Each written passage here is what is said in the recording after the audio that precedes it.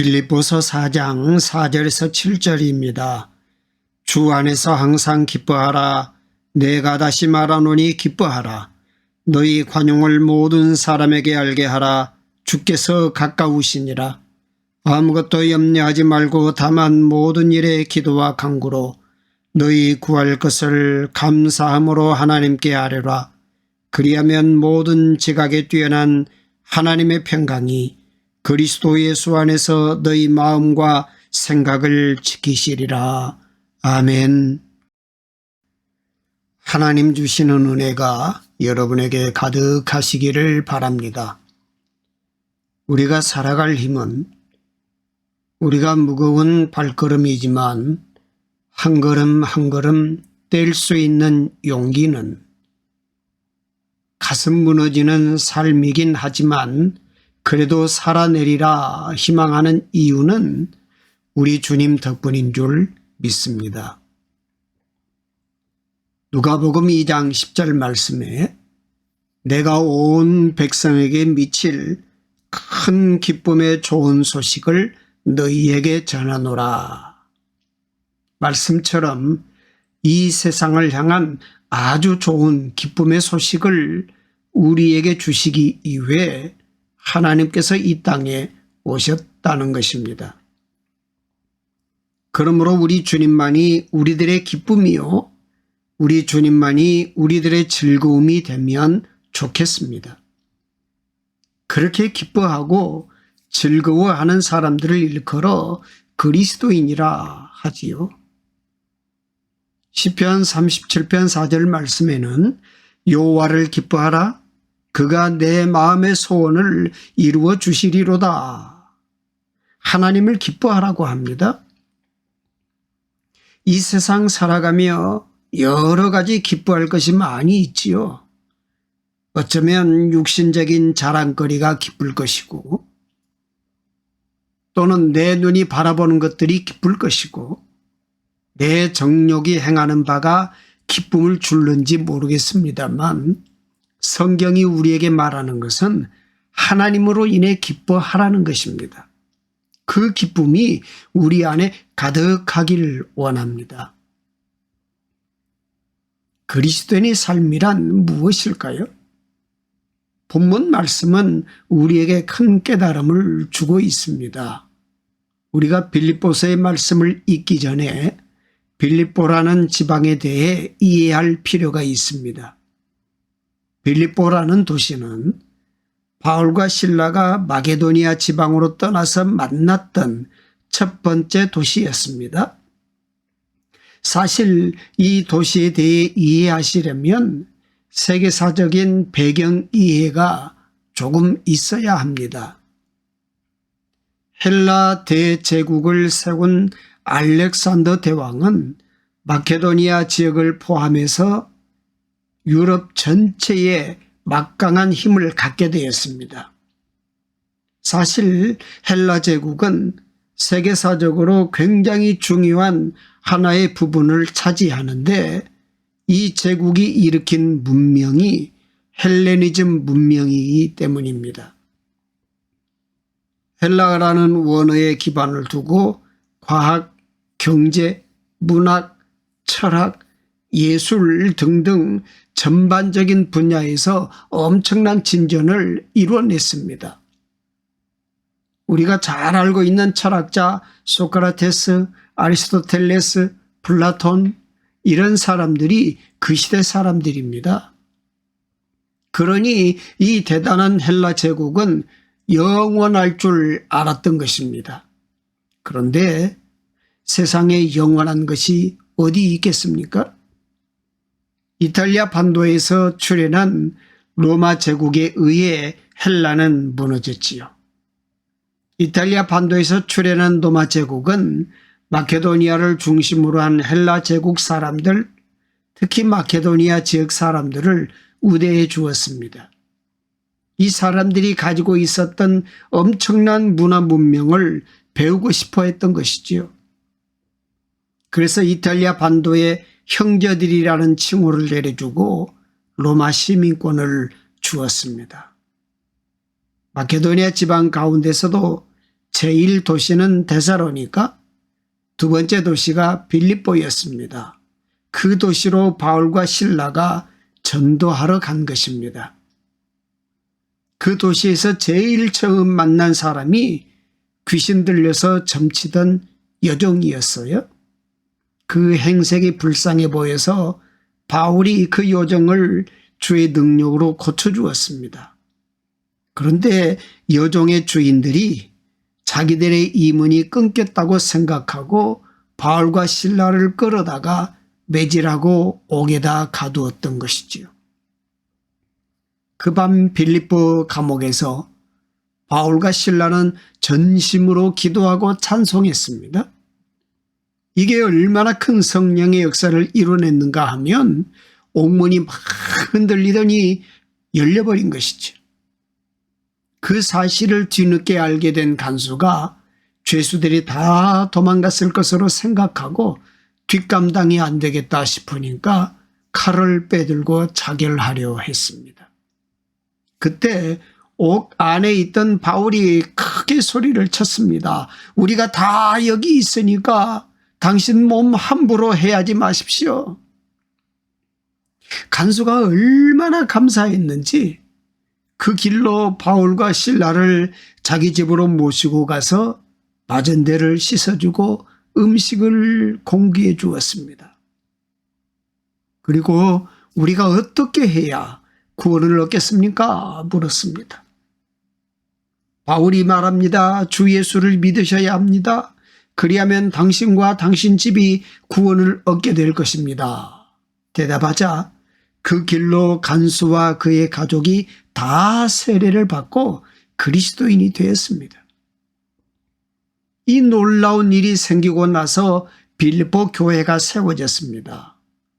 사도행전 16장을 보시면 빌립보 교회가 어떻게 만들어졌는가, 어떻게 개척되었는가 하는 것이 잘 나타나 있습니다.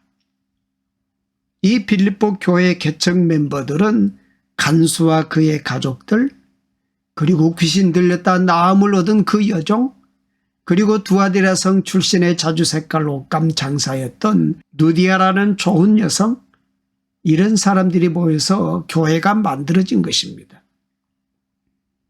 열심히 기도하고 찬송하고 우리 주님 예수 그리스도만이 길이요 진리요 생명이라고 외쳤던 것입니다. 그런데 문제가 생겼습니다. 바울과 실라 일행이 빌립보를 떠나서 데살로니가를 거쳐서 아데네까지 이릅니다. 오늘날의 아테네이지요. 사실 마케도니아는 그리스를 포함하는 지역이기 때문에 그리스의 아테네까지 이른 것입니다. 거기 가서 바울이 가만히 보니까 수많은 신전이 있는데 거기에 알지 못하는 신에게라는 분향단이 있었습니다. 그래서 바울이 아레오바고 언덕에 올라가서 소리를 친 것입니다. 아덴 사람들이여, 다 내 얘기 한번 들어보십시오. 내가 보니까 여기 신전 가운데에는 알지 못하는 신에 대한 분향단이 있는데 저는 여러분이 모르는 하나님에 대해서, 우리들이 메시아 예수 그리스도에 대해서 전하겠습니다. 그리고 복음을 전했습니다. 수많은 신들이 있는 지역이 아무리 잘 살고 아무리 문명이 대단하다고 해도 예수 그리스도만이 길이요 진리요 생명입니다. 왜냐하면 수많은 신들이 있는데 그건 다 우상입니다. 하나님만이 하나님이십니다. 메시아 예수 그리스도만이 우리들의 하나님이십니다. 그걸 말하니까 붙잡아다가 때린 것입니다. 교회 역사에 의하면 이렇게 말하는 그리스도인들을 데려다가 재산을 몰수하고 죽이기까지 했던 것입니다. 그러니 예수님 믿는 것은 빌립보에서 쉽지 않은 일이었습니다. 데살로니가에서도 마찬가지인데요. 사실 이 데살로니가라는 지역이 날씨가 온화하고 살기가 좋은 도시였지만 예수님 믿기에는 녹록지 않은 도시였습니다. 재미있는 것은 나중에 바울이 로마 감옥까지 흘러 들어가 거기에서 죽임을 당하게 됩니다. 여러분, 사람이 어느 정도 지성이 있고 지능이 있다면 되어가는 상황에 대한 감각이 있잖아요. 이쯤 되면 바울은 자기가 죽는다는 걸 알았습니다. 그 바울이 종이를 꺼내서 편지를 쓰기 시작했습니다. 4편을 썼는데 에베소서, 골로새서, 빌립보서, 그리고 빌레몬이라는 사람에게 쓴 빌레몬서까지 이 4편의 서신을 옥중서신이라고 말합니다. 그 중에 하나가 빌립보서예요. 그리고 그 이전에 데살로니가로 보낸 편지가 있는데 그게 데살로니가서입니다. 그런데 데살로니가서와 빌립보서에서 말하는 공통된 한 가지 권면이 있습니다. 데살로니가전서 5장 16절에서 18절 말씀에 보면 항상 기뻐하라, 쉬지 말고 기도하라, 범사에 감사하라. 이것이 그리스도 예수 안에서 너희를 향하신 하나님의 뜻이니라 그랬습니다. 힘들지만, 예수 믿기 어렵지만, 세상이 여러분 그냥 두지 않지만 기뻐해야 합니다. 감사하고 기도해야 한다고 전했던 것입니다. 빌립보서도 마찬가지입니다. 이 빌립보서는 기쁨의 서신이라는 별칭이 있습니다. 여러분, 내가 생각할 때마다 기쁨입니다.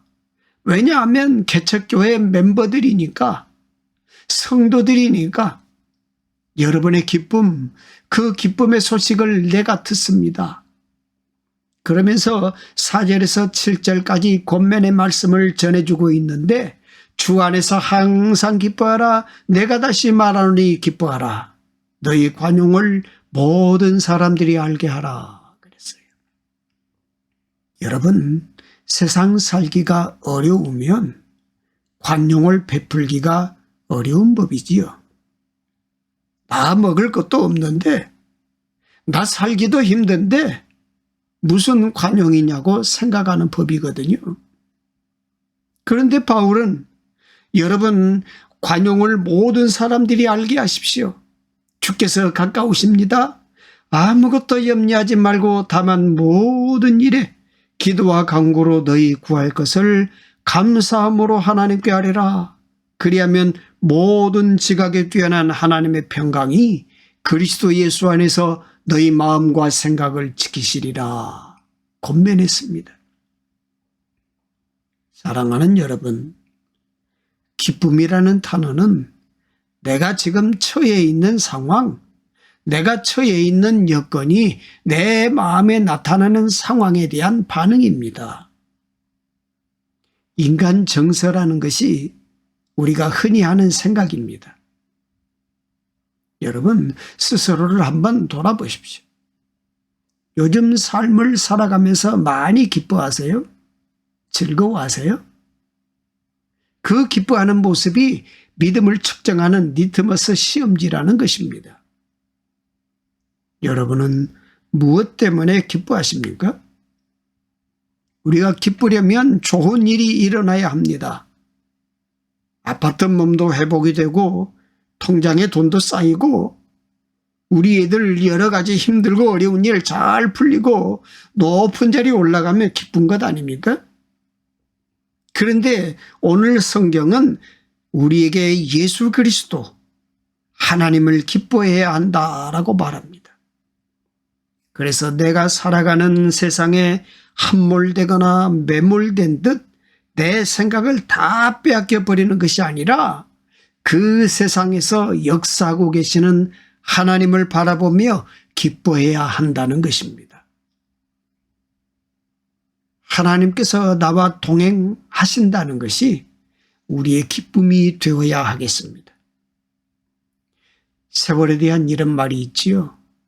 40대는 시속 40km로 가고 70대는 시속 70km로 가고 80대는 시속 80km로 간다고 합니다. 그러니 여러분, 내 옆에 있는 사람 바라보며 세상 바라보며 가족 바라보며 조금 모자라지만 조금 마음에 안 들지만 그래도 바라고 있어야 그립습니다. 애틋함이 여러분에게 가득하기를 바랍니다. 왜 그런 애틋함을 가질 수 있는지 아십니까? 우리 주님 때문입니다. 우리 주님이 기쁨의 좋은 소식이니까, 하나님을 기뻐해야 하는 사람들이 우리들이니까 세상 무엇을 바라보든 할렐루야, 그렇게 살아가는 것이 믿음이 있는 것입니다. 그게 우리들의 믿음의 표현이라는 것이죠. 우리가 날마다 이야, 우와 하는 것은 우리 주님께 은혜를 받았기 때문이거든요. 나 같은 인생을 우리 주님이 사랑해 주셨다. 그렇게 가족도 만나고 교우도 만나고 직장 동료들도 만나고 세상도 만나는 여러분 되시기 바랍니다. 그렇게 누군가에 대해서 우와 하잖아요. 그러면 나는 물론이거니와 내 옆에 있는 사람들이 살아납니다. 여러분, 우리가 이 세상 살아가며 좋은 그리스도인 되어야 하겠습니다. 그래서 우리가 만나는 사람들에게, 가족들에게 좋은 사람, 기쁨의 소식이 되어야 하지 않을까요? 가슴 아팠던 짧은 글이 있어요. 어떤 아이가 쓴 세상에서 가장 듣고 싶은 말입니다. 아들, 실수해도 괜찮아. 살면서 한 번도 이 이야기를 듣지 못한 아이는 인생을 막 살다가 중한 범죄를 저지르기까지 한다는 것입니다. 우리는 살아가면서 누군가에게 괜찮다, 하나님이 너를 지키실 거야, 우와, 이런 말을 들어본 적이 있으십니까? 이 세상 어디에도 똑같은 사람은 없어요. 그러나 우리는 다수가 만들어 놓은 정의를 정답처럼 여기고 거기에 부합하지 않으면 차가운 시선을 보내곤 하지요. 이 세상의 다양한 모습들이 서로 어우러져 얼마나 아름다운 모습이 될 수 있는지 말해주는 것이 괜찮다, 우와.